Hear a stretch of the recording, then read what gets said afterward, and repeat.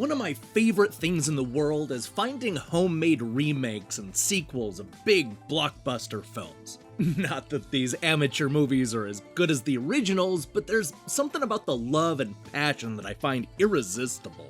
In a lot of ways, VCB City 4K is a homemade version of Grand Theft Auto. It was a parody made by a couple of guys in Russia, and it's the sort of thing that feels like it was created using cardboard and duct tape. And while this is the kind of thing that I usually find endearing about wannabe filmmakers, I'm not sure I'm willing to give the same charity to the team behind VCB City 4K. This is easily the worst game I've played this year.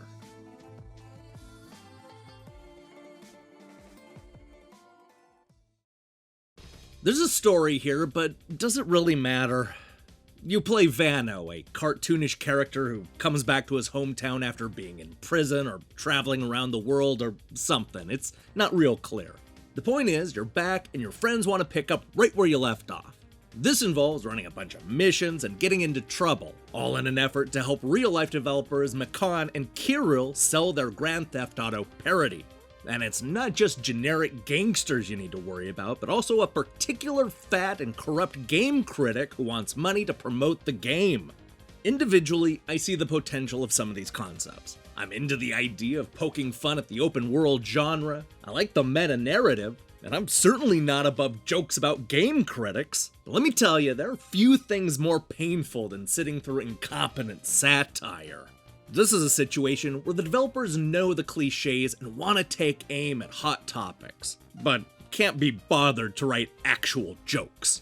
It's more about shock value than being funny, and perhaps that's why I spent most of the game feeling embarrassed for everybody involved. The truth is, you know this is going to be a train wreck from the opening cinema. Oh, hi Vano, it's good you came. What's up, guys? Vano is here, yeah. Yo, what's up? Welcome to your hometown. Many things have changed since you left. Let me show you.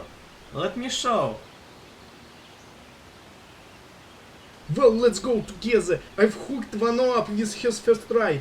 Do you still remember how to drive a car for real, guys? Oh, yeah.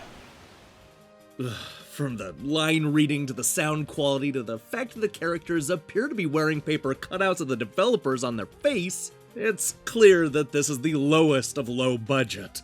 And it doesn't just set a bad tone, but it slaps you in the face and lets you know just how terrible the production value is gonna be. And that's all before you realize just how slow and broken the gameplay is. This is an open world action game where you drive so slowly that you're better off just getting out of the car and walking. But that's not an option in City. Unlike most open world games, you can't get in and out of the car at will. You're either driving to a mission, or you're locked in a shoot-'em-up sequence against an army of identical gang members. Ironically, there's no actual Grand Theft Auto in this Grand Theft Auto parody. There are also no cops, so don't expect to get into any high-speed chases. In fact, don't expect high-speed anything when you're in the car. You probably also shouldn't expect the game to work right. I noticed early on that you can literally drive through buildings while on a mission, which made a few of the more annoying race events a lot easier to complete. Unfortunately, this is not the only bug I encountered while playing through Vice City. I also ran into issues where the mission wouldn't load properly and the game would crash on me. The whole thing's a mess from beginning to end. And then there's the third-person stuff, which is its own nightmare. Not unlike the car, Vano is tough to control. He kinda lumbers about and isn't very nimble, which can lead to some real frustrating shootouts. He also tends to get stuck on chairs, tables, trees, and other objects, as I discovered during an especially annoying one-on-one fight in a cramped house. And it doesn't help that his aim is all over the place. Killing even the easiest gang members is a real pain due to the absurd accuracy, and the gameplay's never fun. And if you die, don't think you can count on the checkpoints to help you out.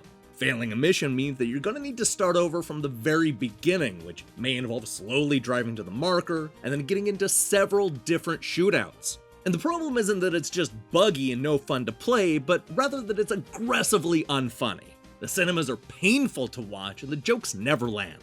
Part of the problem is the voice acting, which makes it clear that the two developers aren't exactly fluent in English. To To be fair, they're a whole lot better with English than I am at speaking Russian, but I'm telling you, the delivery is the worst I've heard in a long time. Lines run together, they mispronounce words constantly, and the inflection is almost always in the wrong part of the sentence. It's also mean-spirited, which ultimately left a bad taste in my mouth. I'm a fan of bad voice acting, bad production values, and biting satire, but a lot of the jokes are just cruel.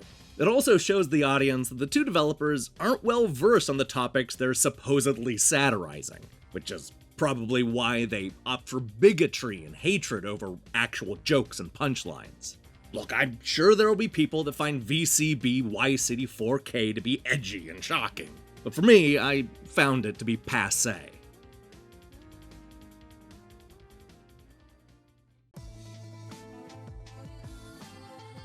If you're looking for an open-world action game that feels like it's being held together by duct tape and a prayer, then VCB Y City 4K is the game for you.